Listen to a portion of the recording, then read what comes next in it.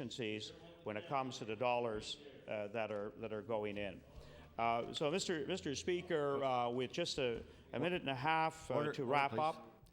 The honourable member's time has expired. Thank you very much.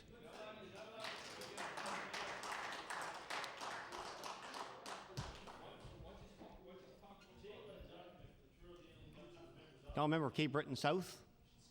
Thank you, Mr. Speaker. That completes the Liberal Party's business for today, and I would turn it over to the Government House Leader. Thank you very much. The Honourable Deputy Premier. Yes, Mr. Speaker, I move the House to now rise to meet again tomorrow at the hour of 12 noon. The House will sit from 12 till 8, and following the daily routine question period, we'll do 4 hours in supply, and then, Mr. Speaker, we will carry on with the public bills for second reading, starting with the Financial Measures Act. So, Mr. Speaker, I move the House to now rise. Motion is the House adjourned to 12 noon tomorrow. Is it agreed? All in favour say aye. Contrary-minded nay. Motion is carried. We've now reached the moment of introduction. The introduction, yeah. We've done so many introductions today. The moment of interruption. The honourable member for Waverley, Fall River, Beaverbank has the floor. Thank you, Mr. Speaker. Mr. Speaker, it gives me great pleasure this evening to rise in this House and speak about something that's very, very near and dear to my heart. And Mr. Speaker, I know as well that it's near and dear to your heart because you have been dealing with this issue in your district as many of our members have. Mr. Speaker, it's the off-road vehicle that I'd like to talk about, and in particular, the all-terrain vehicles that many of us as members have, and many of us have, our constituents have a lot of them. Mr. Speaker, today I would like to address in this House as a legislator and also, Mr. Speaker, as an avid ATVer and a club president, the Fundy Adventures of Kennecooks, which I'm the president of. Mr. Speaker, I would like to address some of the dynamics of ATVs and the economic contribution to our province. But, Mr. Speaker, in starting to speak on this issue, I would like to pay tribute to a lady who I have a great deal of respect for, Mrs. Vera Stone. Vera Stone was the chairperson for the Trans-Canada Trails when it initially started in the province of Nova Scotia. And Vera Stone is a lady 72 years young. I attended a founding meeting of the Trans-Canada Trails Committee, and I attended for one reason. I attended because of my interest in ATVs. And I went concerned that the Trans-Canada Trail in the province of Nova Scotia would be non-motorized use. So I chased down the committee that Mrs. Stone was sitting in on for one particular reason, to ask this question, Mr. Speaker. The question I asked Mrs. Stone on that day was, do you approve of motorized vehicle use for the Trans-Canada Trail? And she said, yes. She said, they are a renewable resource. They are the people who build the trails. They are the people who maintain the trails. They are the people who protect those who are using the trails. So she said, yes, I believe in multi-use trails. So, Mr. Speaker, first let me point out the numbers. There are 40,000 ATVs in the province of Nova Scotia presently registered, probably another 30,000 that are not registered, being one of the problems with the industry. There are 18,000 to 20,000 snowmobiles in the province, and there are several thousand full-sized four-wheel drives that fall under the umbrella of off-road vehicles. Mr. Speaker, the Canadian ATV Association has compiled some facts and figures regarding the economic impact on the province. There are 5,000 units presently in the province of Nova Scotia a year being sold, an average of $8,000 for the new vehicles, the four-wheel drives in particular. That's $40 million the economy generated with the sale of ATVs. Taxes, $6 million. Registrations, if you register 40,000 machines that are presently in the province every year, Mr. Speaker, it's $1,200,000 to the province of Nova Scotia. The economic contribution of ATVs is rising in importance. Adventure tourism is another resource that we haven't even visited yet in the province of Nova Scotia with ATVs. Fishing and hunting lodges we haven't visited yet except for privately owned fishing and hunting villages. There are opportunities there for business, overnight tourism, service centres, etc., that are presently in other provinces in this country they're benefiting from. So, Mr. Speaker, there are many opportunities to expand on the economic impact. In the year 1984, and this is just some background that was also compiled by the Canadian ATV Association, in 1984, sales reached 80,000 new ATVs a year in Canada. Sales declined in the late 1980s and the early 1990s. In fact, in Nova Scotia, it declined to the point we were selling 1,000 units per year. But since 1996, Mr. Speaker, there's been a great increase yearly. In 2003 model year, over 94,000 new units were sold in Canada, and in Nova Scotia there were 5,000 new units sold. Approximately 50% of these ATVs sold, contrary to popular belief, are used for utility purposes, Mr. Speaker. Therefore, they're enhancing the companies and corporations that they're working for by doing the load that used to be done by bigger and more cumbersome vehicles. The sales of ATV in Nova Scotia, Mr. Speaker, are much greater than snowmobiles and motorcycles. There are approximately 40 dealers in Nova Scotia, making a good living out of sale of these vehicles as well as servicing them. The economic contribution is rising in importance in many other areas as well, Mr. Speaker. And, Mr. Speaker, it's estimated that 50 to 60,000 off-road vehicles are in use in Nova Scotia. And it's estimated, Mr. Speaker, that 150 to 200,000 users and riders of off-road vehicles are also in Nova Scotia. Now, Mr. Speaker, there are also other markets that go hand in hand with the economic opportunities. There are pickup trucks and trailers and other mobility devices that ATVers must use. Gas, oil, parts contributes greatly to the economic impact. And, Mr. Speaker, I think not to be left out of the equation are the wonderful things that ATVers do in terms of fundraising. Each year, for an example, the Children's Wish Foundation have an ATV fundraiser in your area, Mr. Speaker, that brings in the vicinity of $15,000 to $20,000 to the Children's Wish Foundation. My club in Kennecook, Mr. Speaker, supports the school bursary funds. It supports the local ball team. We run a rally in conjunction with the local United Church. We support the Heritage Credit Union in their fundraiser. So, Mr. Speaker, the estimated annual contribution from Nova Scotia to the Nova Scotian economy would be in the vicinity of $150 to $200 million, Mr. Speaker. Now, this being said, there are many other areas of discussion regarding ATVs, and one of those areas, Mr. Speaker, is one that all of the members of our caucus, and I'm sure the caucuses opposite, are familiar with, and that's the task force on off-road vehicles. Because, Mr. Speaker, we have a problem with ATVs. Yes. We have a problem that responsible ATVers have recognized. We have a problem that responsible ATVers have been working with for a number of years. This task force has brought to us, Mr. Speaker, a presentation from studies they've taken around the province and holding workshops and so on, Mr. Speaker, and they have outlined changes that must be made to the ATV Association. Please. Order, please. The honourable member for Cape Breton West is wondering if the honourable member would entertain a question. Yes, the honourable member Cape Breton West on the question. Yes, thank you, Mr. Speaker.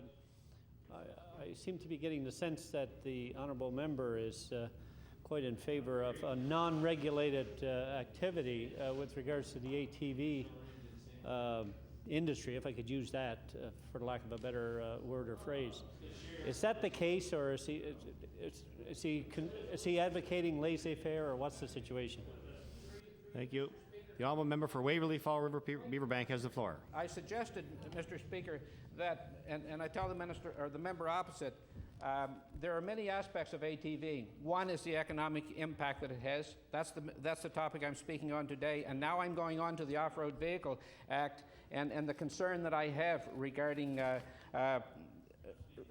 the Off-Road Vehicle Act being presented and not being thoroughly researched, thoroughly developed.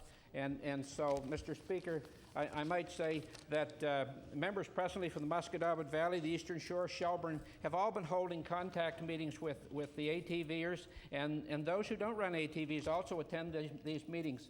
So it is a series of hearings that are going on, and Mr. Speaker, I invite Nova Scotians everywhere to respond to the Off-Road Vehicle Task Force report as we formulate that draft that will come forward and become a piece of legislation that we will all have to live with. So, Mr. Speaker, I hope that I've convinced the member opposite that I don't have a problem with ATV regulation. In fact, I stated that we are addressing that, and I have been as a club president for a number of years. Mr. Speaker, I think it's important to note that the ATV Task Force, I attended a couple of the meetings, and I've also attended some meetings with my club and other clubs in relation to the presentation. I think that one of the problems that we have with the ATV task force and that we will have to face as we go forward is that there are three distinct groups dealing with the Off-Road Vehicle Act. There's the group who are totally opposed to any kind of motorized activity in our forests. There are also the group that are irresponsible and the group that are causing us all the consternation and all the problems, who tend to want to abuse people's properties and abuse the people themselves in some instances. Those are our problem. However, those people who will fix this and bring forward the task force report and bring forward the final piece of legislation that we all recognize as helping Nova Scotians of all walks of life are the responsible citizens who run ATVs and the responsible citizens who want to share the ATV industry with the province of Nova Scotia. That being the property owners who presently let us use their properties for trails. There are many things we have to fix for those property owners. In fact, the key issues we have to recognize in the Off-Road Vehicle Act is safety. We have to recognize the environment, we have to recognize policing, and we have to recognize land use. And in the land use, one of the problems is that the property owners presently will not give permission to use their properties for the simple reason that they're liable should anything happen on their properties. So this is just one of the issues that we have to address. And so, Mr. Speaker, as I go forward, I want the people of Nova Scotia to know that their members are working hard in understanding the problems and understanding the solutions and working towards a motorized vehicle act that we can all use and treat Nova Scotians, their properties, with respect. Thank you, Mr. Speaker. Thank you. Recognize the honourable member for Victoria Lakes. Thank you, Mr. Speaker. Mr. Speaker, I have a very thick file here in front of me, which I will read some portions from and hopefully give a balanced approach to the problem that we are facing here today. From the Vanguard on March the 19th, it states that the president of the province's largest all-terrain vehicle association says his group is very concerned about changes and proposed the Off-Highway Vehicle Task Force. Mr. David York said that the Nova Scotia chapter of the Canadian Parks and Wilderness Society is urging public to support one of the task force recommendations to prohibit the use of ATVs in protected areas.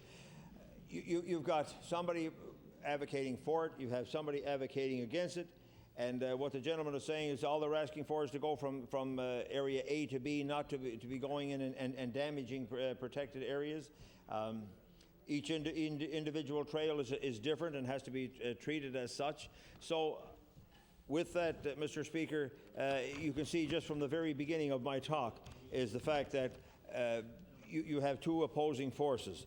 And I go now to Bridgewater, and I quote from Mr. Ernie Bolivar, who's saying that Ernie was under under the belief that he thought that the situation was under control, but one of his councillors, Beverly Brown, said that she thinks it's totally out of control in light of the damage that they're doing to the environment, never mind to our senses.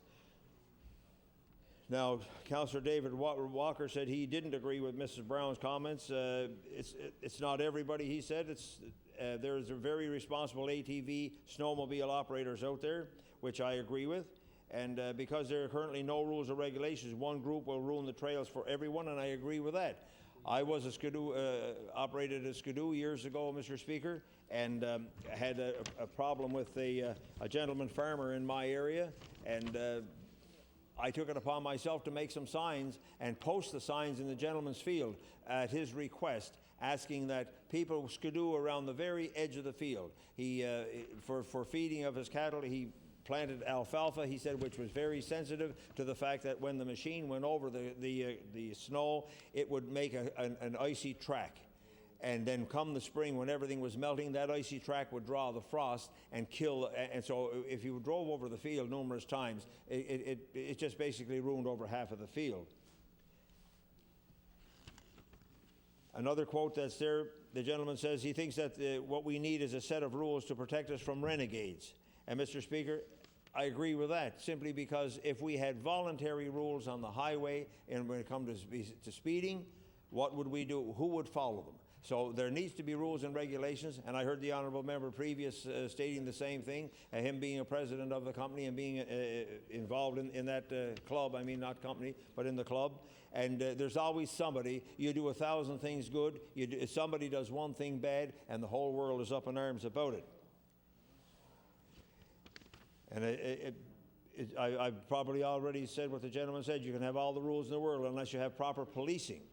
They're no good. I'm not sure that he's not sure that they're going to get the police involved in that. I know that's going to be an added expense, but at the same time, if you look at the economic benefits to the province, there has to be control and there has to be a balance that both can operate, because I don't think the industry is going to go away. Simple as that. I'm under the understanding there's around, maybe the honourable member will give me a nod, that there's in the vicinity of 100,000 vehicles in the province. And yes, so he's nodding yes, Mr. Speaker. So that's the amount that, generally speaking, that's a tremendous amount of purchasing power, of usage and gas and parts and pieces, equipment and whatnot. But at the same time, used wrongly, 100,000 vehicles could do an awful amount of damage to the rural areas. I have here in front of me 16 names from Wagmacook First Nations down my way, and I spoke to a gentleman by the name of Guy Google who told me, he called me and told me that they were against the regulations, and I have since contacted them and said, I just can't bring the petition forward saying you're against the regulations. Tell me what you're specifically against. So that's what he's checking with his members. But what he noted to me was the fact that instead of having their sons on a Friday night going out like a lot of people are doing and having a few drinks and getting in trouble, they pack up on the weekends and they go on a little expedition. And he said by the time they get home Sunday afternoon and they've had their teenage sons with them and they spent Friday night in the woods, Saturday night in the woods, fishing and traveling through and discovering areas, he said by the time we get home on Sunday afternoon, they're pretty well tired, they're tired and happy, and they haven't been involved in drugs or booze or fights or problems. So you can see the benefit there, and that's coming from the First Nations. And I know when I go down the list of names, I come across one, Norman Bernard, who is a councillor down there, who I know fairly personally, who's a big strapping fellow who's involved in a lot of physical education and teaches a lot of the children. So when I see his name on there, I respect that petition, and I'll have further information. Hopefully I'll be able to table that before the end of the sitting. Having said that, Mr. Speaker, I have to give recognition.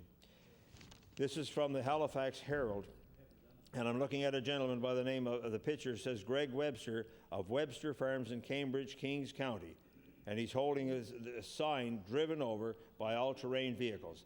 Now, the boards look brand new and quite thick, yet they flattened them. He had stop signs and crossing ahead, and his statement is that the government had better act swiftly and harshly, and he would like to see all the rules and regulations that were brought forth put into place. And you can see the frustration that the gentleman would have, and there's no need of it. Continuing on a negative note again, from Centreville in New Brunswick potato growers are again up in arms over damage caused to their fields by all-terrain vehicles.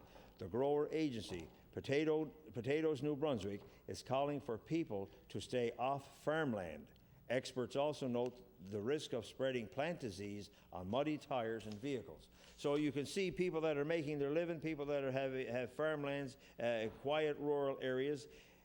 This is equating in my area. The problem I have in my area is with the jake brakes and the trucks rumbling along, and you've got 100 good responsible truck operators. You got a couple of young fellows who are even taking the baffles out of the mufflers, and of course they got this new rig now that if you shift the gears while the engine brake is on, she cracks twice as bad. So and it's making it bad for everybody. So we're having public meetings trying to get the speed limit lowered and whatnot. It's the same frustration that these people are experiencing. But my approach to that is the same with this. You have to have both. There has to be a balance. There has to be rules and regulations followed.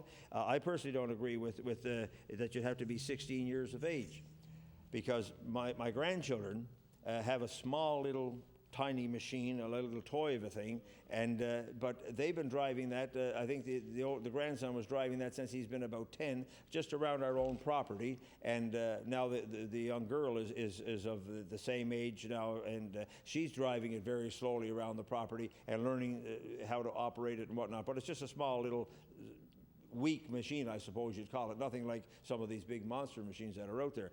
But and it gives them hours upon hours of fun and relaxation and enjoyment, and it keeps them out of trouble.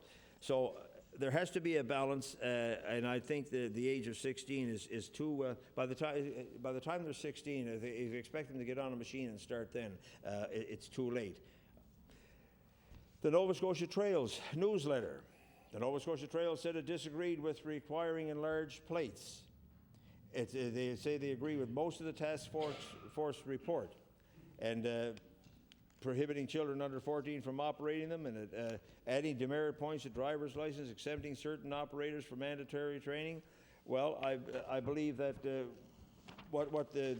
recommendations, that their key recommendations that they expressed in agreement included requiring registration, operator licensing and insurance, mandatory operator training. And I think that everybody should be trained the same as what you have to be.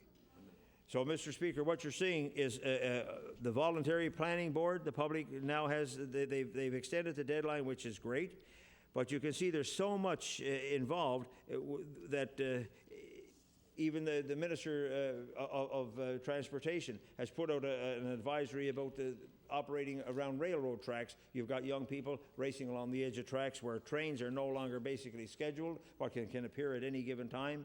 And you have the Canadian All-Terrain Vehicle Distributors Council. They have a lot of recommendations, but they're saying that they like to see a balanced approach. The out of control, which is the name of the task force submission and recommendations, they figure that it's too harsh and they need a balanced approach.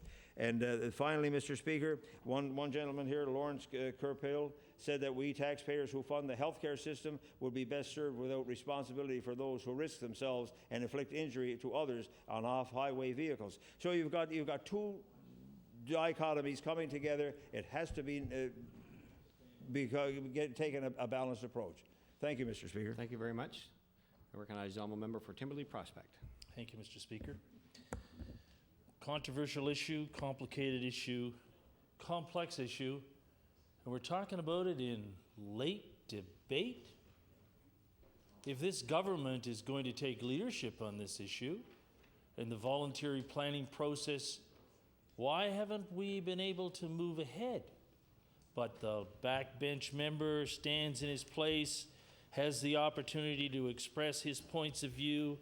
It'll be very interesting when volunteer planning completes its report, what this government does with it. Now, let me tell you, I have seen volunteer planning in action before. And as a new member at the time, I was so pleased when the government of the day announced that it was going to have volunteer planning look at an even more controversial topic, one near and dear to the hearts of coastal communities and to this member, and that was the issue of non-resident ownership. The member opposite should learn perhaps from the experience as a member that I was at the time. And I said, volunteer planning is going around the province. They're going to hear from Nova Scotians. They're going to collect the evidence. They're going to bring it back in a public report. They will bring the report to the government. And this very important, complicated, complex, and controversial issue of non-resident ownership will be brought forward by the government in a form of legislation. Well, let me tell you, I've said this before, we are allowed no props in this House. If I had the volunteer planning report here on non-resident ownership, the very first thing I would do would be to blow the dust off it, because that's all it's done. It's collected dust. But here we are, and volunteer planning, with the extension of the time that was needed because of wanting to hear from all Nova Scotians, that important process is being continued. But I am not a betting man, and this is no place to lay a wager, but I will wager a friendly one with the member opposite to encourage volunteer planning not only to come forward with the report, but for this government to bring forward the regulations. Now that will be the proof in the pudding. But I want to, in particular, for those people who are watching this or when we read this in Hansard, the be it resolved is that MLAs in this House, and I'm quoting from the late debate topic here, adjournment under Rule 5, subsection 5, be it resolved that MLAs in this House of Assembly understand the significant economic spin-offs offered by the use of off-road vehicles across Nova Scotia. And I heard the member stand in his place and said, we haven't done anything about tourism yet and the connection. We haven't done anything with some of the trails and the connection. So, I mean, if we're looking at economic spin-offs, I'm waiting to see them.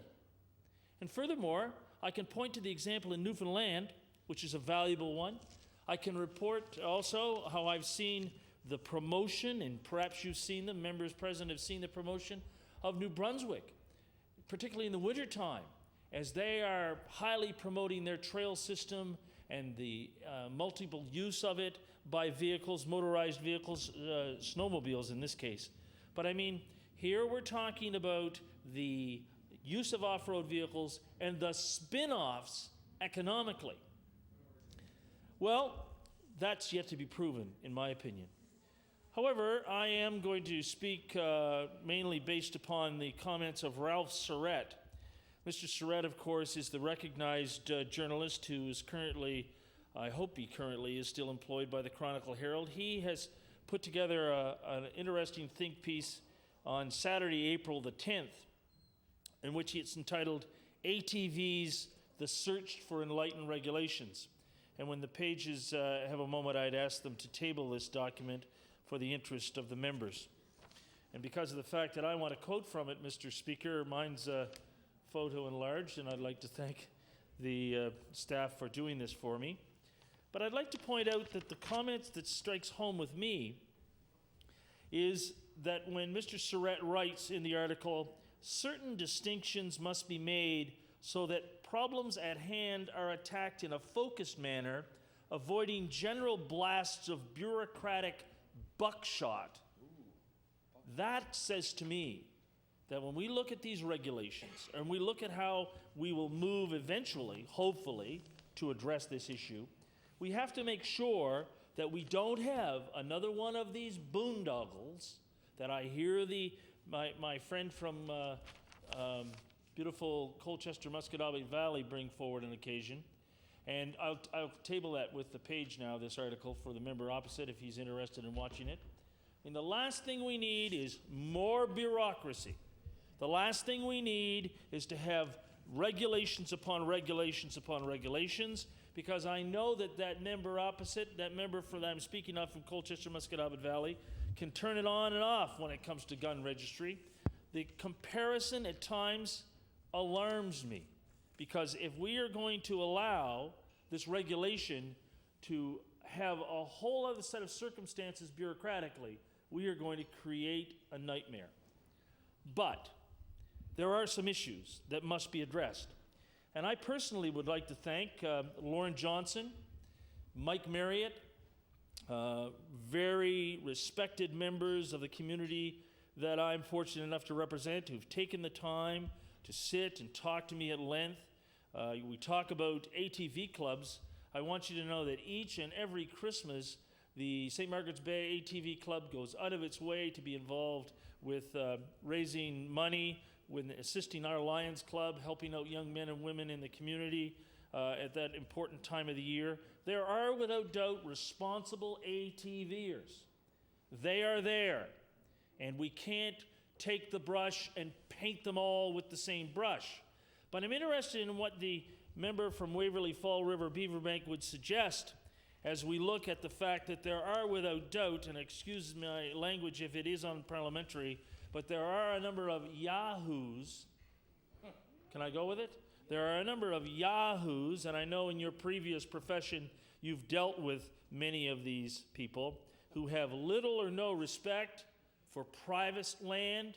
They have little or no respect for some of the major concerns that we have across this province when it comes to preserved areas, when it comes to protected areas, and that's a concern for Nova Scotians. It's a concern for the real reason that many of us want recreational opportunities of whatever choice. Now, I'm very fortunate, Mr. Speaker. I can tell you that the BLT, the Beachville Lakeside Timberley Rails to Trails Association, goes from the Lakeside Coca-Cola plant, it goes out past Lewis Lake, all the way through to Hubbard's. Actually, it's the St. Margaret's Bay Rails to Trails there. It is, for our community, a sidewalk where you can go on to those trails and you can see young mothers with strollers. I guess you can see young grandmothers and grandfathers with strollers too as they take their grandchildren out. You can see cross-country skiers in the wintertime, and it's a multi-purpose trail. And you can see responsible ATVers. But if you go out there, and I take my dog, and I want you to know my dog is a member of the club, but I want you to know I can run into ATVers, and it can be a confrontation. And I can tell you I've had some of those confrontations. With sunglasses on and a Boston Bruins hat, sometimes they wonder, oops, that might be the MLA, and they slow down. But let me tell you, Mr. Speaker, we have an issue here with how this process is going to unfold. Everyone must be involved. The worst example I have when it comes to recreational ATVs comes from the beach on PEI. The beach on PEI. And let me tell you, you want to destroy beaches, you put ATVs on them. Regulations are important. I look forward to volunteer planning, and I look forward to discussing this matter at a future time. Thank you for your time, Mr. Speaker.